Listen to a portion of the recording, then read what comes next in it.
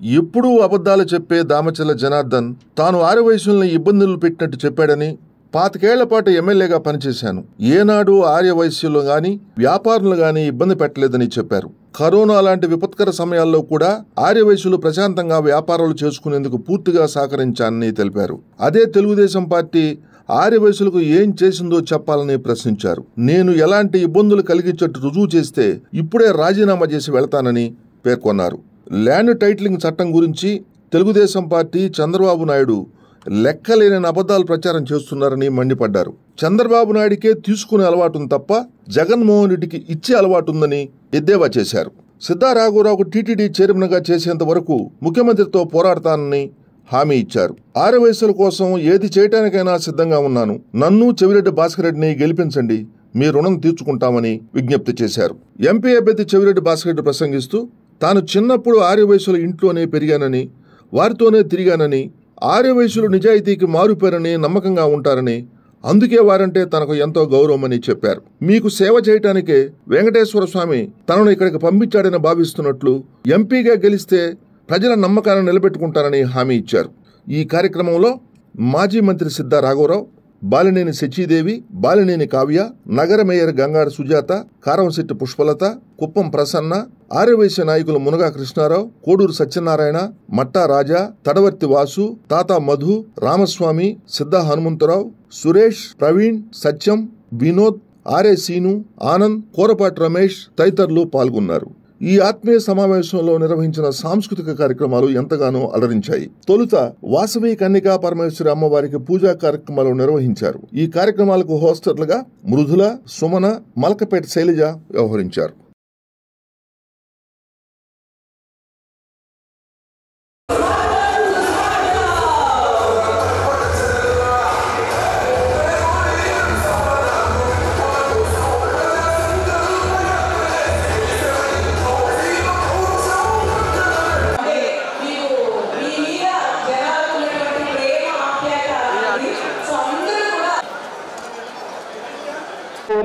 ఎన్నో రకాలుగా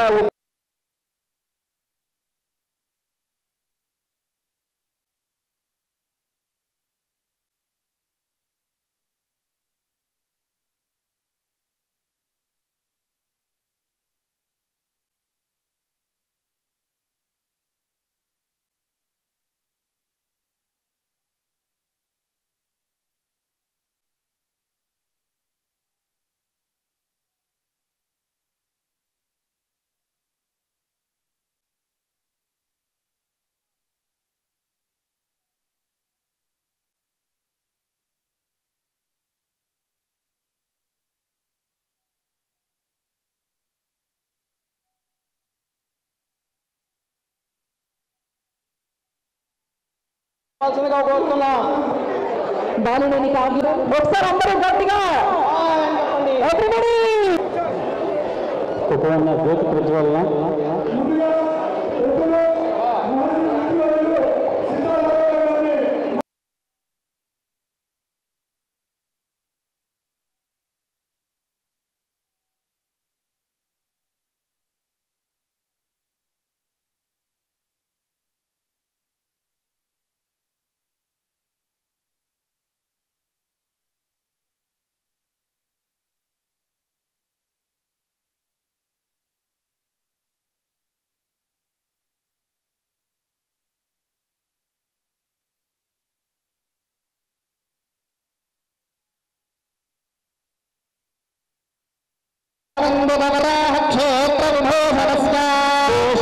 గరుడాచల సింహాచల వృషభాచల నారాయణాచలాంజనాచలాభిషి పరిమాలా కులస్య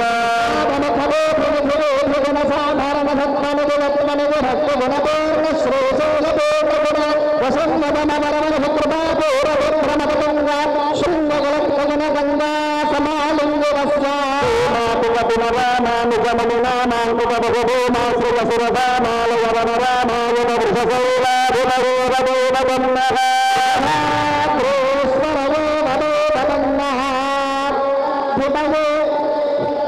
భగవాన్ వేంకటయో మదో భవన్నః శ్రీ బ్రాహ్మణేభ్యో వేదవిద్యో నమస్కృత్య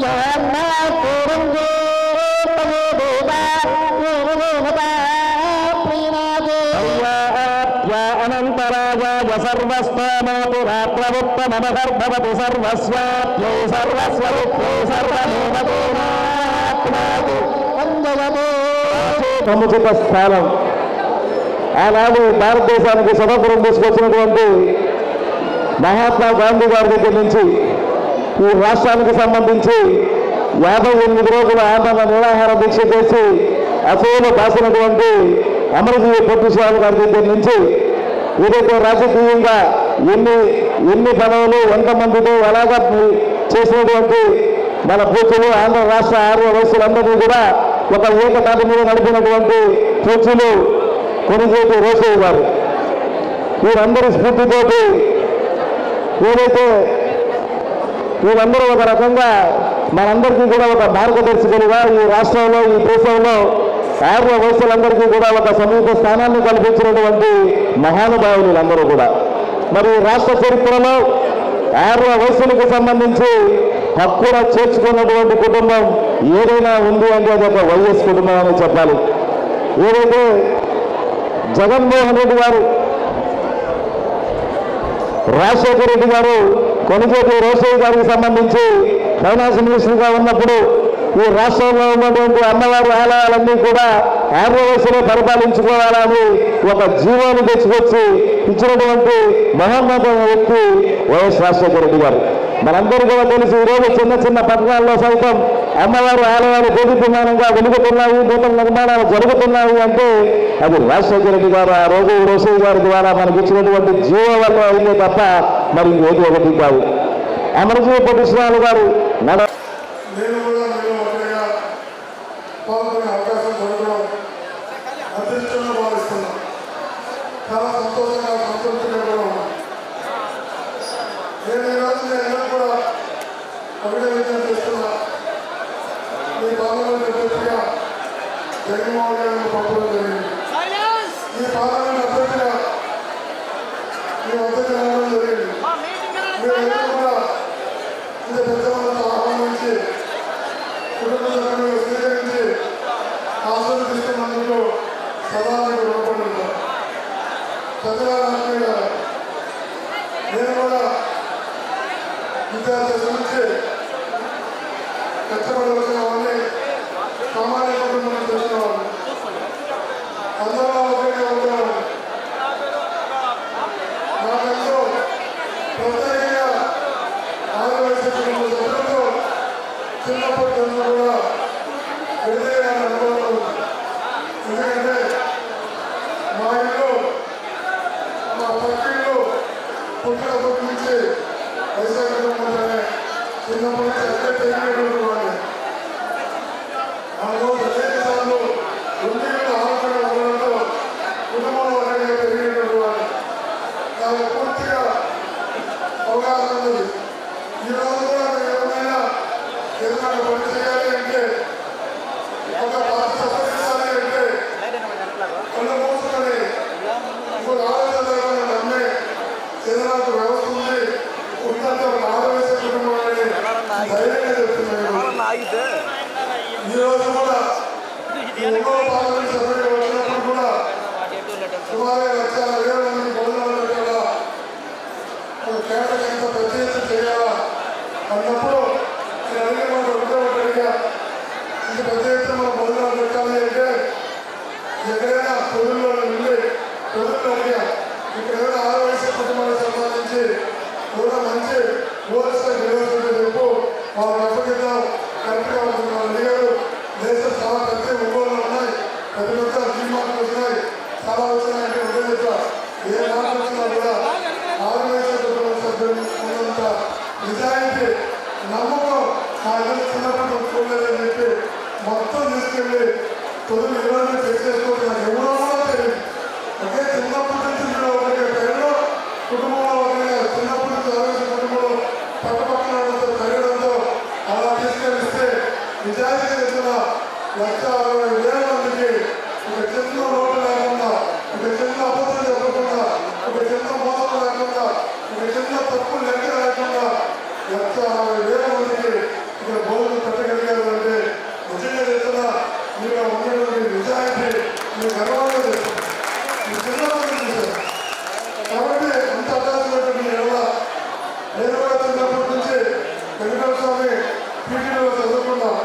ఈ దేశంలో ఈ ప్రపంచంలో ఎవరికి లేని రాత్రి అదృష్టం నాకు వెంకటేశ్వర స్వామి ఇచ్చాడు. ఎందుకంటే ఎవరిలో 5 సంవత్సరాలు దేవాలయం చదువుతారు. నేను 6వ తరగతి నుంచి 10వ తరగతి వరకు శ్రీ వెంకటేశ్వర స్వామి కొండపైన ఆ కలిగి దేవం శ్రీ వెంకటేశ్వర స్వామి ఉన్నారు. ఆ కలిగి దేవం తిరుమలలో ఉన్న వెంకటేశ్వర స్వామికి విద్యా సంస్థలు ఉన్నాయి. ఆ విద్యా సంస్థల్లో శ్రీ వెంకటేశ్వర హై స్కూల్లో 6 నుంచి 10 వరకు చదివా. Intermediate 2 years Sri Venkateswara junior college చదివా. Degree 3 years Venkateswara arts college చదివా. MA 2 years Sri Venkateswara university చదివా. BL 3 years Sri Venkateswara law college చదివా. పిహెచ్డి 3 ఏళ్ళు శ్రీ వెంకటేశ్వర యూనివర్సిటీ చదివా. 6వ తరగతి నుంచి ఎంఏ బిఎల్ పిహెచ్డి వరకు 18 సంవత్సరాలు ఒక వెంకటేశ్వర స్వామి నన్ను చదివించాలని కూడా నేను గర్వంగా చెప్తున్నా. 5 గంటలు మాట్లాడాను. అందులో భగవంతుడు ఆగకుండా అతి చిన్న వయసులో టీటీడీ చరిత్రలో 34 ఏళ్ళకే ఆయన పాలకొండ సభ్యుడిగా తీసుకున్నాడు టీటీడీ. ఈ టీటీడీ చరిత్రలో 5 సార్లు పాలకొండ సభ్యుడిగా ఉన్న ఒకే వ్యక్తి నాకు అవకాశం ఇచ్చాడు దేవుడు కూడా మీ ద్వారా గర్వంగా చెప్తున్నా. 5 సార్లు టీటీడీ కోరుకున్నగా పనిచేసే అవకాశం ఇచ్చాడు. అంటే 18 సంవత్సరాలు చదివించాడు.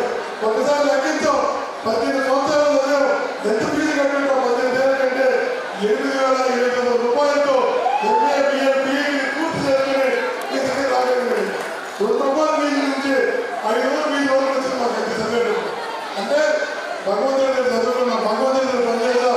ఈ రోజు మీ అందరికీ మంచి చేయడానికి, మీలో ఒకరిగా ఉండడానికి, మీ కుటుంబ సభ్యుడిగా ఉండడానికి మీలో ఉండమని చెప్పి భగవంతుడు కూడా నన్ను పంపించాడని నేను భావిస్తున్నా.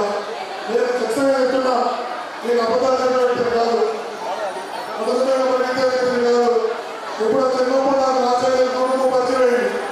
ఆ రోజు నా వయసు 16 సంవత్సరాలు. 88లో 2024 వచ్చింది. 36 సంవత్సరాలు అయింది. 16 వయసులో ఎవరైతే నన్ను దగ్గర పెట్టుకున్నారో 36 ఏళ్ళుగా ఒకే కుటుంబంలో రాజారెడ్డి గారు, రాజశేఖర్ గారు, జగన్మోహన్ గారు 3 తరాలతో 36 సంవత్సరాలు అలాగే ఉన్నాను తప్ప ఒక్క నిమిషం కూడా ఇట్లా అడుగులేదు, పక్కదారి పట్టలేదు. కాబట్టి అదే కమిట్మెంట్తో పెరిగిన వ్యక్తిని, అదే కమిట్మెంట్తో మీకు చెప్తున్నా. మీరు మీ నిజానికి అభిమానంతో, ఆత్మీయతతో మీ కుటుంబ సభ్యులుగా మమ్మల్ని పిలిపించి ఇక్కడ ఆశీర్వదిస్తున్నారు, ఆహ్వానిస్తున్నారు. నేను కష్టపడి వచ్చిన వ్యక్తిని ఆ కష్టం యొక్క విలువ తెలుసు, కష్టం యొక్క నమ్మకం తెలుసు. నేను చదువుకున్న వ్యక్తిగా, కష్టపడి వచ్చిన వ్యక్తిగా మీకు మాటిస్తున్నాను. మీరందరూ సమాచారంలాగా మీ అందరితో కలిసి పనిచేస్తారని కూడా మనస్ఫూర్తిగా తెలియజేసుకుంటాను. భాషలో కూడా స్వాతంత్ర చివరి ఎన్నికలు పైన చేయకూడదని ఆలోచనతో ఉన్నాడు. సీఎం గారు చెప్పారు, వాసన శాసనసభ్యుడిగా ఒంగోలు నుంచి వస్తే నేను మంత్రిని చేసి ఒంగోలు పంపుతాను అని. ఆయన 5 సంవత్సరాలు మంత్రిగా ఈ ప్రాంతాన్ని మరింత అభివృద్ధి కూడా చేయబోతున్నాడనే విషయాన్ని కూడా మీ ద్వారా తెలియజేసుకుంటూ, ఆత్మీయులారా, పెద్దలారా, మీ అందరికీ మళ్ళా విజయం చేస్తున్నా. చిన్నప్పటి నుంచి నాకు ఊహ తెలిసినప్పటి నుంచి 6 వయసుల కుటుంబంతో అవినాభావ సంబంధంతో పెరిగిన వ్యక్తిని, ఆ కుటుంబంలో ఒకటిగా పెరిగిన వ్యక్తిని, ఆ కుటుంబం యొక్క ఆలోచన విధానాలు ఎంత గొప్పగా ఉంటాయో, ఎంత ఉన్నతంగా ఉంటాయో, అంతకన్నా నుంచి 6 వయసుల కుటుంబ సభ్యులు ఎంత నిజాయితీగా ఉంటారో చిన్నప్పటి నుంచి చూసిన వ్యక్తిగా, చూసి పెరిగిన వ్యక్తిగా ఈరోజు మీకు మాటిస్తున్నా. ఈ ప్రాంతంలో అభివృద్ధికి, ఈ ప్రాంతంలో కష్ట సుఖాలకి, మీ అందరూ మంచి చేయడానికి అన్ని కార్యక్రమాల్లో కూడా నేను కూడా మీలో ఒకరిగా ఉంటానని, 5 ఏళ్ళకి ఒకసారి వచ్చే వ్యక్తిగా ఉండనని, ఎన్నికల గురించి కనిపించే వ్యక్తిగా ఉండను. ఎందుకంటే నేను కూడా కింద స్థాయి నుంచి వచ్చిన వాడిని, సామాన్య కుటుంబం నుంచి వచ్చిన వాడిని. మీ అందరూ పెట్టిన నమ్మకం విలువ నాకు తెలుసు కాబట్టి బాధ్యతగా పనిచేస్తానని మీకు మనస్ఫూర్తిగా చెప్తున్నా, వేదికగా చెప్తున్నా. మీరందరూ పెట్టిన నమ్మకాన్ని నిలబెట్టుకునేలా బాధ్యతగా భయంతో పనిచేసి మీ అందరి దగ్గర సభా సమర్పించుకుంటానని, భాస్కర్ రెడ్డి మా ఇంట్లో వ్యక్తి, మా కుటుంబ సభ్యులను మీరు గర్వంగా చెప్పుకునేలా నిజాయితీగా పనిచేస్తానని, ఇక్కడ అభివృద్ధికి మీ అందరూ మంచి చెడులు ఒకరుగా ఉంటానని ఆశీర్వదించమని వినమ్రంగా చేతులు జోడించి ప్రార్థిస్తూ నమస్కరిస్తూ సెలవు. జై జై వాసవి, జై జై వాసవి. ఈరోజు ఆత్మీయ సమావేశానికి సభకు కుప్పం ప్రసాద్ గారికి, ఈరోజు కార్యక్రమానికి ఇచ్చేసిన చాయన్ శ్రీనివాస్ రెడ్డి గారికి, పెద్దలు తిరుపతి భాస్కర్ రెడ్డి గారికి, ద్వారకానాథ్ గారు, మునగా కృష్ణారావు గారు, ఎఫ్ఆర్ శ్రీనివాసరావు గారు, ఏపూరు బుద్ధి గారు, ఆర్యవస అందరూ కూడా ఒక చోట రావటం చాలా సంతోషం. వేలాది మంది ఈ కార్యక్రమంలో పాల్గొనటం అందరూ కూడా మనస్ఫూర్తిగా అభినందనలు తెలియపరుస్తున్నాను. ముఖ్యంగా బాల్య శ్రీనివాసరెడ్డి గారు సోమ్యులు, మంచి వ్యక్తి, మీ అందరికీ తెలిసిన వ్యక్తి. ఆ వ్యక్తి ఒంగోలులో పోటీ చేస్తున్నారు. మనందరం కూడా మంచి మెజార్టీతో బాల్యం శ్రీనివాసరెడ్డి గారిని గెలిపించాలని కూడా మనస్ఫూర్తిగా కోరుకుంటున్నాను. ముఖ్యంగా జగన్మోహన్ రెడ్డి గారు, మన ముఖ్యమంత్రి గారు అనేక సంక్షేమ కార్యక్రమాలు ఈరోజు చేపట్టాం. భారతదేశ వ్యాప్తంగా ఏ రాష్ట్రంలో జరగని సంక్షేమ పథకాలు మన రాష్ట్రంలో జరుగుతూ ఉన్నాయి. అందువల్ల అటు మనం కూడా ఆలోచించాల్సిన అవసరం ఉంది. ఆరోగ్యాలకు సంబంధించి అనేక విషయాలు కూడా జగన్మోహన్ రెడ్డి గారు మనకు అన్ని విషయాలు కూడా ఫేవర్గా చెప్పడం జరిగింది. ఇందాక ద్వారకానాథ్ గారు మాట్లాడుతూ ఆరోగ్యాలకి జగన్మోహన్ రెడ్డి గారు ఇచ్చిన విషయాలన్నీ కూడా గుర్తు తీసుకురావడం జరిగింది. అందువల్ల మీ అందరూ కూడా రేపు జరగబోయే ఎలక్షన్స్ లో మంచి మెజార్టీతో బాల్యం శ్రీనివాసరెడ్డి గారికి ఎమ్మెల్యే అభ్యర్థిగా, తిరుపతి భాస్కర్ రెడ్డి గారిని పార్లమెంటు సభ్యుడిగా గెలిపించాలని మనస్ఫూర్తిగా మన ఆర్య సోదరుని, మహిళల్ని నేను మనస్ఫూర్తిగా అప్పీల్ చేస్తున్నాను. తప్పకుండా మీ అందరూ సహకరిస్తారని నేను ఆశిస్తున్నాను. సోదరులకు ముందుగా నమస్కారాలు తెలియజేసుకుంటాను. చాలా సంతోషం. మరి ఈరోజు ఆర్యవలసిన సమ్మేళనానికి, ఆత్మీయ సభకి వచ్చిన ఆర్యవలస సోదరులందరూ కూడా ముందుగా మీ అందరికీ కూడా నా కృతజ్ఞతలు తెలియజేసుకుంటా ఉన్నా. మీరే ముందు వచ్చారు, నేనే కొంచెం ఆలస్యం క్షమించాలని చెప్పి కూడా కోరుకుంటా ఉన్నా. మరి మీ అందరూ తెలుసు, గతంలో 5 సార్లు నేను ఒంగోలు ఎమ్మెల్యేగా అయ్యాను. నేను ఒకటే అడుగుతా ఉన్నా, మధ్యాహ్నం తెలుగుదేశం వాళ్ళ ఆత్మీయ సదస్సు జరిగింది. దాంట్లో ఆయన ఎప్పుడు అబద్ధాలు మాట్లాడే ఒక ఆయన ఉన్నాడు, జనార్దన్ రావు గారు. ఆయన ఒకటే అడుగుతున్నా, ఆ మీటింగ్ ఏం చెప్పాడంటే వైఎస్ఆర్ భూ కబ్జాలు చేశారు వాసు గారు. మీరు ఇంతమంది ఉన్నారు, ఒక్క షాపు మీద కానీ, అసలు భూమి మీద కానీ ఈ 20 సంవత్సరాల్లో ఎక్కడన్నా ఆర్య వయస్సులకి ఏమన్నా ఇబ్బంది చేస్తుంటే ఈ రోజు రాజీనామా చేసిపోతాను కూడా తెలియజేసుకుంటాను. ఎట్లా మాట్లాడతారండి? మాట్లాడేదానికి కూడా అర్థం కావాలి. ఎంతవరకు వచ్చుకోమంటారు? అబద్ధాల మీద అబద్ధాలు చెప్తారు. పట్టాలు ఇస్తే ఉన్నా దొంగ పట్టాలు అంటారు. అసలు ఏం మాట్లాడతారో తెలియదు. ఇష్టం వచ్చినట్టు అబద్ధాలు మాట్లాడితే నమ్ముతారు జనం అని చంద్రబాబు నాయుడు గారు చెప్పారంట. మన చంద్రబాబు గారికి కొద్దిగా అనుభవం ఉంటుంది ఆ విషయంలో. 10 సార్లు చెప్తే ఒకసారి నమ్ముతారు అని చెప్తానంట చంద్రబాబు నాయుడు.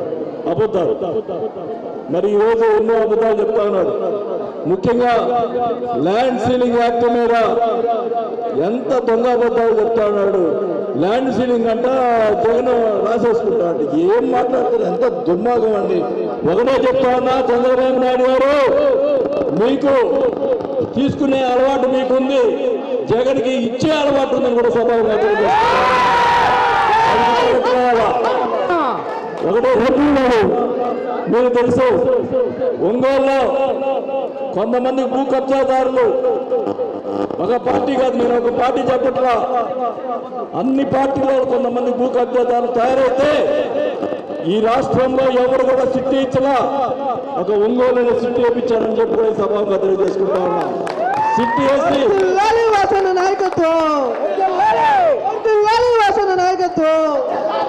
సిట్ వేయించి అందరూ అడిగారు నన్ను కూడా విజయవాడ మంత్రులు ఏందయ్యా నువ్వు అధికారులు సిట్ వేయించావు.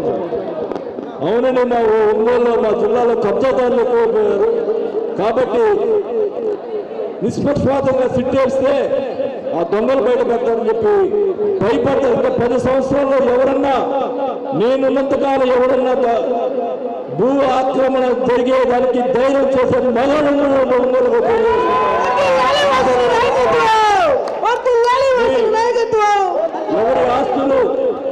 ఎవరి ఆస్తులు వాళ్ళతో ఉండాలని కూడా నా తపన నా జీవం కూడా వాళ్ళకి తెలియజేసుకుంటా ఉన్నాను. నేను ఒకటే చెప్తా ఉన్నాను, నేను ఎమ్మెల్యే కాకముందుల 99లో ఎమ్మెల్యే కాకముందుల రాత్రిపూట లైట్లు 7 గంటలకి 8 అప్పుడు అనుకునే వాళ్ళందరూ ఇప్పుడు ఏదో మర్డర్ జరిగిందని, వాస్తవం మర్డర్ జరుగుతుంటారు. అట్లా ఉండదు అప్పుడు పరిస్థితుల్లో. అంటే అందరూ చిన్న వాళ్ళకి అందరూ తెలియదు కానీ కొంత నా వయసులో అటు ఉన్న వాళ్ళందరూ తెలుసు.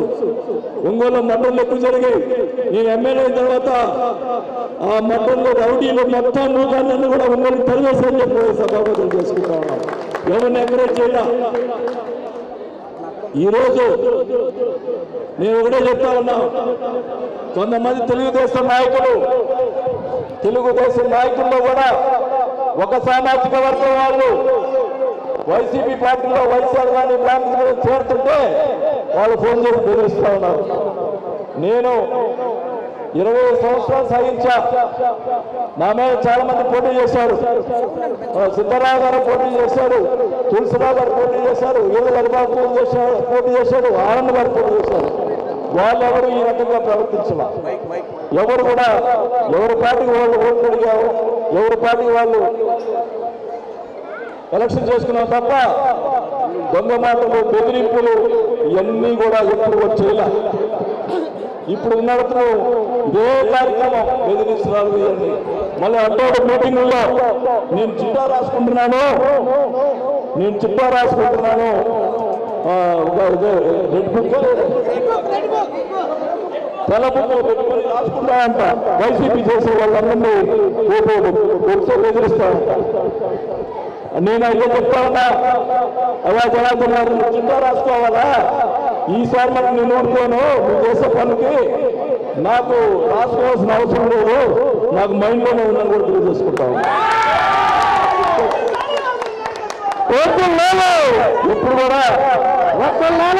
ఎప్పుడు కూడా ప్రశాంత వాతావరణం కోరుకుంటాను. నేను ప్రశాంతంగా ఉండాలని. కానీ చాలా దారుణంగా బిహేవ్ చేస్తూ ఉన్నారు.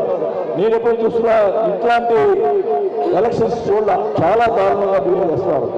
ఒకటే చెప్తా ఉన్నాను, నేను పైన పోయి నమ్ముకున్నా, కింద మిమ్మల్ని నమ్ముకున్నా. నేను ఎవరిని కూడా ఇబ్బంది పెట్టే మనిషి కాదు. కానీ వాళ్ళు చాలా ఇబ్బంది పెట్టినటువంటి పరిస్థితులు ఉన్నాయి. ఆ దేవుడు చూసుకుంటాడు. ఖచ్చితంగా వాళ్ళతో చెప్తా ఉన్నా, మీ అందరు కూడా వైఎస్ఆర్కి సంబంధించినటువంటి మొదటి నుంచి కూడా నాకు నా దరిద్రం ఏందో కానీ మొదట ఏమైనా తులసిరావు పోటీ చేశాడు నా మీద వైఎస్ఆర్, తర్వాత మా సుబ్బారావు గారు పోటీ చేశారు. దానివల్ల కొంత వైఎస్ఆర్లో కొంత ఇబ్బంది జరిగింది. ఒక్కసారి భయపడలేదు.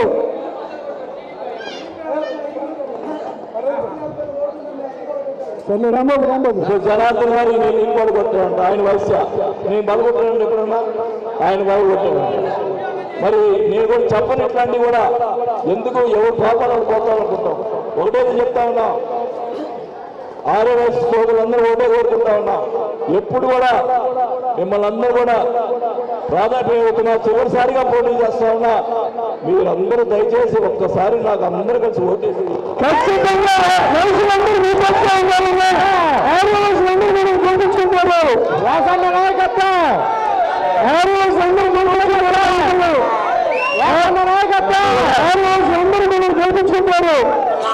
మీరందరూ కూడా దయచేసి ఒక్కసారి లాస్ట్ టైం ఓటేసి గెలిపించండి. తప్పకుండా మీ రుణాన్ని తీర్చుకోకపోతే అప్పుడు నన్ను అడగను కూడా తెలియజేసుకుంటా ఉన్నా.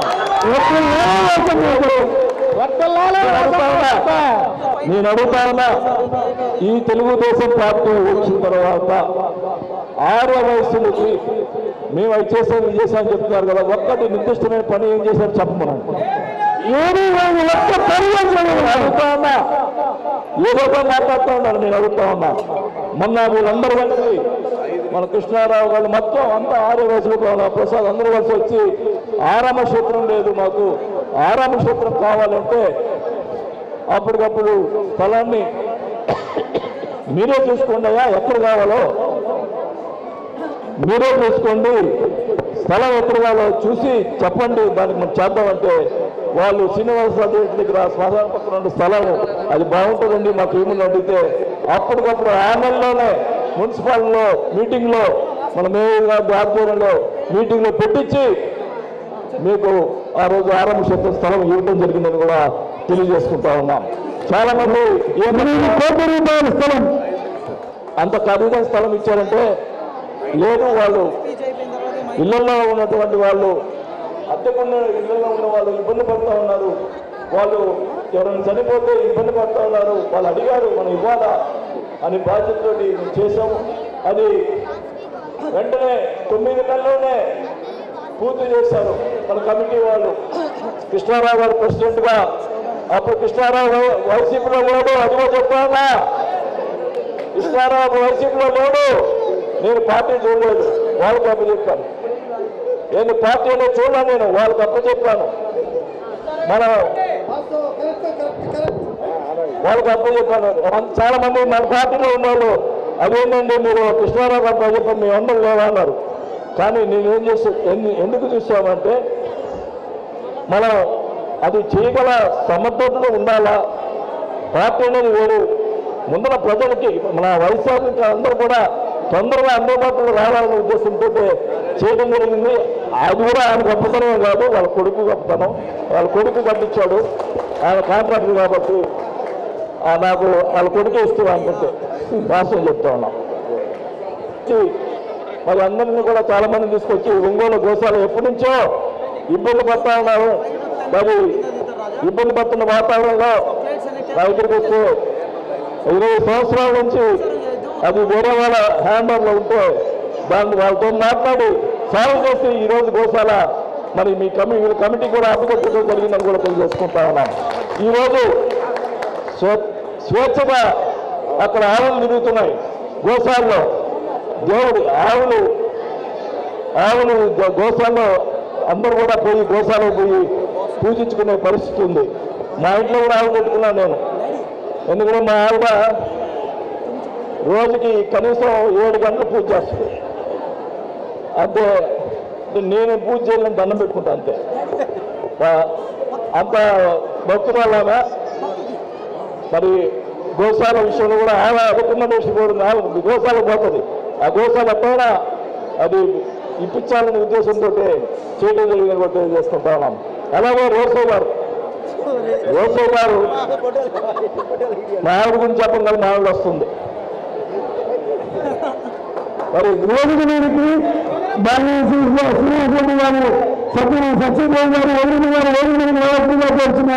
గోశాల అయిపోయిన తర్వాత రోసో గారు చనిపోతే ఆ రోజు రోసో గారు చనిపోయిన నేను హైదరాబాద్ పోయాను. రోసో గారు ముఖ్యమంత్రిగా ఉన్నప్పుడు నేను కూడా ఆయన మంత్రివర్గంలో మరి ఆయనతో పాటు పనిచేశాను. ఒక విషయం వచ్చింది, ఒక ప్రాబ్లం వచ్చింది. ఆయన ముఖ్యమంత్రిగా ఉన్నారు, నేను మైనింగ్ మంత్రిగా ఉన్నా. జనార్దన్ రెడ్డి అని మీ అందరూ కూడా చాలా మంది తెలిసి ఉంటుంది. ఆయన ఏం జనార్దన్ రెడ్డి, గాలి జనార్దన్ రెడ్డి బెంగళూరు దగ్గర అక్కడ మైన్స్ బల్లాపులో మైన్స్ ఉంటే అక్కడ వాళ్ళకి పర్మిట్లు ఆపారు. ఆయన బీజేపీలో ఉన్నాడు. అప్పుడు మనకు కాంగ్రెస్ పార్టీలో ఉండి వాళ్ళకి పర్మిట్లు ఇచ్చారు. పర్మిట్ ఇవ్వకూడదని చెప్పి మా పార్టీ వాళ్ళు ఆపితే పర్మిట్లు ఇవ్వడం జరిగింది. దానికి ఆ కాంగ్రెస్ పార్టీ పైనుంచి సోనియా గారు పి అహ్మద్ పటేల్ గారు ఫోన్ చేసి మీరు పర్మిట్లు ఎందుకు ఇచ్చారు, దానికి మంత్రి ఎవరు అని చెప్పి నాకు ఫోన్ చేశారు. నాకు అసలు తెలియదు ఆ పర్మిట్లు ఇచ్చింది కూడా. అక్కడ సెక్రటరీ ఇవ్వడం జరిగింది. అప్పుడు ఓసీ గారు కల్పించుకొని వాసు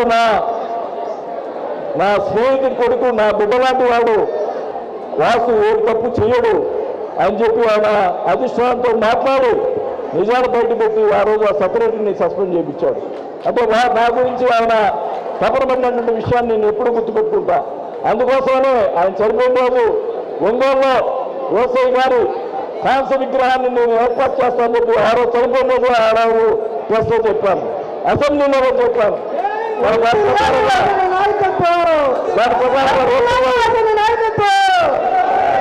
దాని ప్రకారంగా ఓసీ గారి విగ్రహాన్ని ఆయన ఓపెన్ చేసినటువంటి బాబూజీ కాంప్లెక్స్ ఎదురుగానే పెట్టడం జరిగింది. అక్కడ ఉన్నటువంటి విగ్రహాల్లో, ఆ ప్లేస్లో ఉన్న విగ్రహాల్లో ఓసీ గారే కొట్టొచ్చుగా కనబడుతున్నారు. మరి ఓసీ గారి వారికి ఆయన ఆత్మశాంతి చుట్టూ ఆయన ఓపెన్ చేసినటువంటి బాబూజీ కాంప్లెక్స్ ఎదురుగా మరి మన రాష్ట్రంలోనే మంచి విగ్రహాన్ని, కాంస్య విగ్రహాన్ని ఏర్పాటు చేసినటువంటి పరిస్థితులు నేను కూడా తెలియజేసుకుంటా.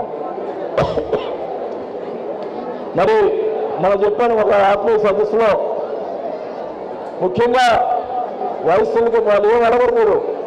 మీరేం అడుగుతారంటే మా అడిగితే దర్శనం అడుగుతారు, తిరుమల దర్శనం అడుగుతారు, లేకపోతే మా షాప్లో ఇబ్బంది ఉంటే నేను అడుగుతానా. ఈ 5 సంవత్సరాలు చాలా మంది వ్యాపారులు ఉంటారు అలా.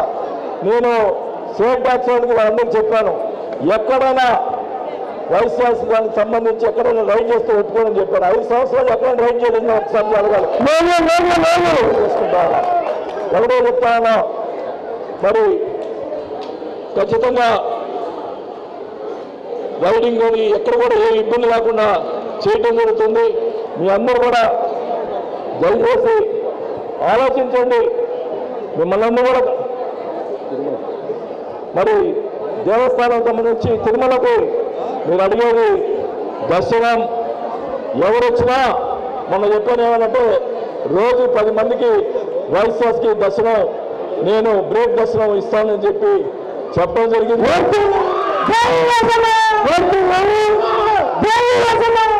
10 మంది కాదు, అవసరమైతే ఎక్కువ మంది వచ్చినా కూడా రోజు 10 మంది ఎక్కువ వచ్చినా కూడా నేను చైర్మన్తో మాట్లాడి మీకు ఎవరు వచ్చినా కూడా దర్శనాన్ని బ్రేక్ చేస్తున్నాను.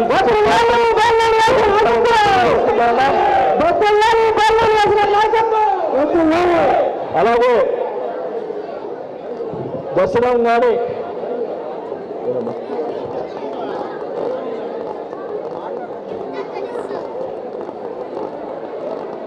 అది పర్సనల్గా ఇచ్చింది అది ఏం చెప్పండి. మరి మీ అందరూ కూడా ఎక్కడ కూడా మన ఒంగోలులో 2 సంవత్సరాల క్రితం శ్రీనివాస కళ్యాణం చేశాను.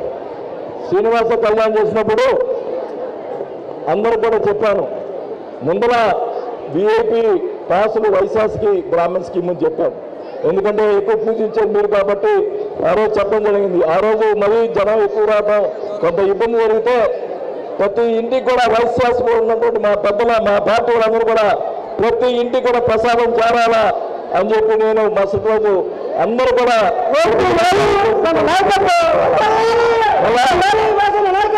తిరుమల ప్రతి 2 సంవత్సరాలకు ఒకసారి శ్రీనివాస కళ్యాణం ఒంగోలులో జరిపిస్తాము. దానికి విఐపి ప్రాసులు మొత్తం కూడా ముందర ప్రాజెక్టులతో వైఎస్ఆర్సీగా ఇవ్వడం జరుగుతుందని కూడా తెలియజేసుకుంటా ఉన్నా. ఒకటే చెప్తా ఉన్నా, ఒక్కసారి చూడండి, మీరందరూ మీకు ఏది కావాలన్నా నేను చేసేదానికి సిద్ధంగా ఉంటానని చెప్పి కూడా తెలియజేసుకుంటా ఉన్నా. మీ అందరూ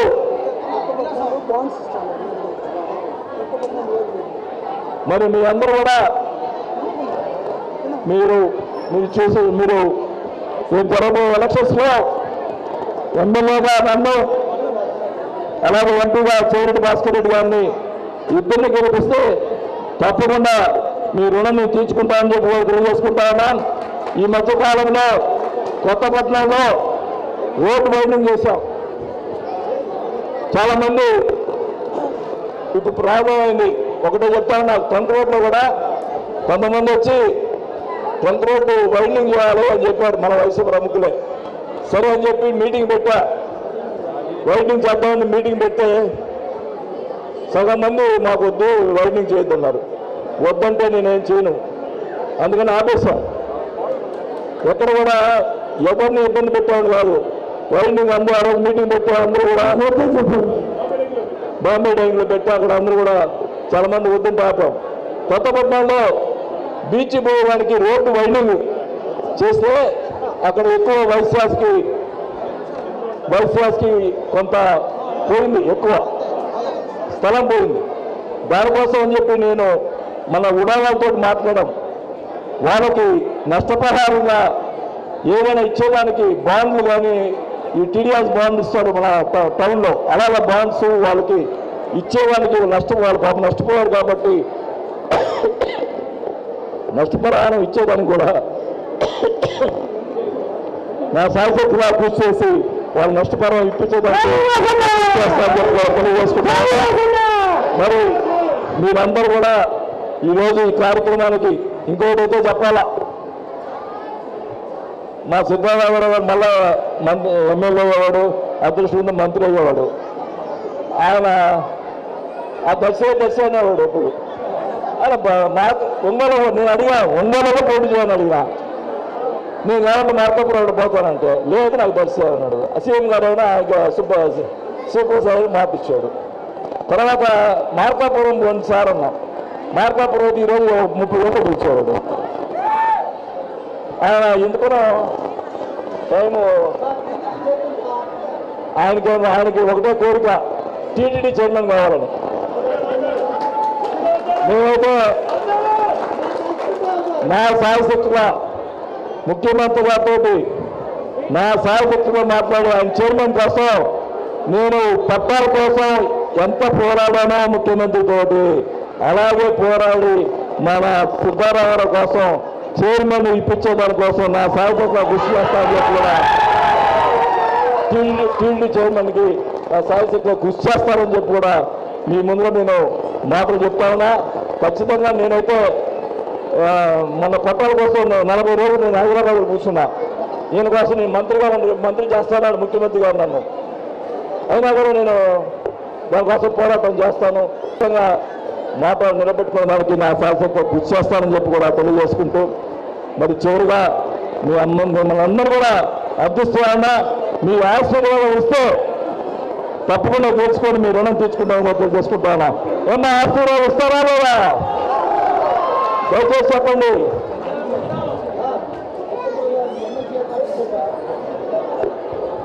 దయచేసి మీ అందరూ కూడా మీ ఆశీర్వాదం ఇస్తే తప్పకుండా మీ రుణాన్ని తీసుకుంటామని చెప్పి కూడా తెలియజేసుకుంటూ, ఈరోజు ఈ కార్యక్రమానికి వచ్చినటువంటి 6వ వయసు సోదరులు అందరూ కూడా నా ధన్యవాదాలు తెలుపుకుంటూ,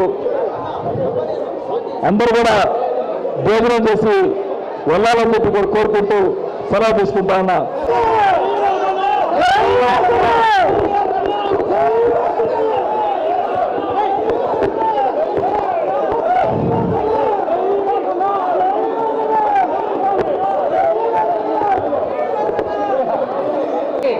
జగనన్న చేసిన అభివృద్ధి కార్యక్రమాలు కానీ ప్రతి ఇంటికి కూడా పాంప్లెట్ రూపంలో ఇస్తున్నాము. అందరూ కూడా దాన్ని చదువుకొని వాస్తవాలు తెలుసుకొని 13వ తారీఖు జరగబోయే ఎలక్షన్స్ లో పార్లమెంట్ అభ్యర్థిగా కోనేటి భాస్కర్ రెడ్డి గారికి, అసెంబ్లీ అభ్యర్థిగా బాలినేని శ్రీనివాస గారికి 4వ గుర్తు మీద గుర్తు మీద ఓటేసి ఈ అఖండ మెజార్టీ తోటి వారి కూడా గెలిపించవలసిందిగా ప్రార్థించుకున్నాం.